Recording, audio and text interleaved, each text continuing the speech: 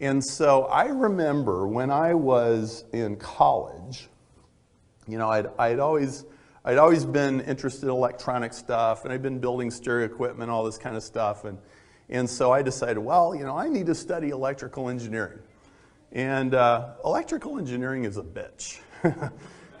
It is not an easy curriculum. And so I was like right in that sophomore, there's kind of the sophomore weed out phase where they're flunking 30, 40, 50, 60% of the kids in any given class, and you're feeling really fortunate to get a C+ on some of the tests, and you know, you're hoping that you can just pass the class.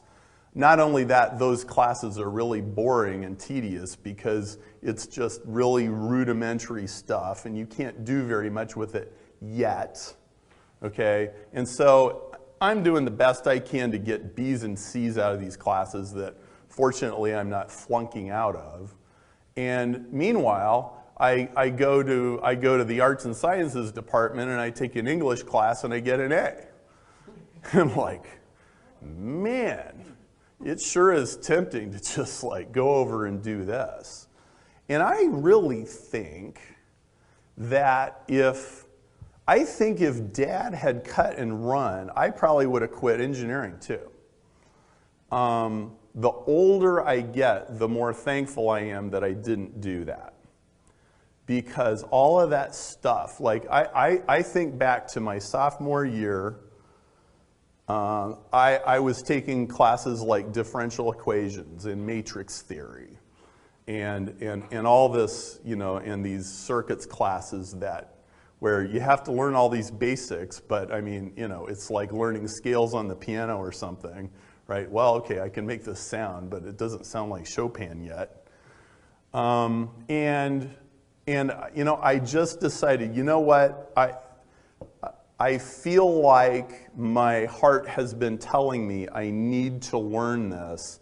I think it's pretty safe to assume that if I leave this and go do something easier, I'm never going to come back to it.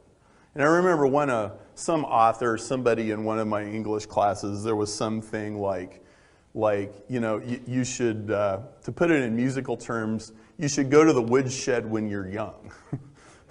Because, you know, when you're not going to go back to the woodshed when you're 40, usually.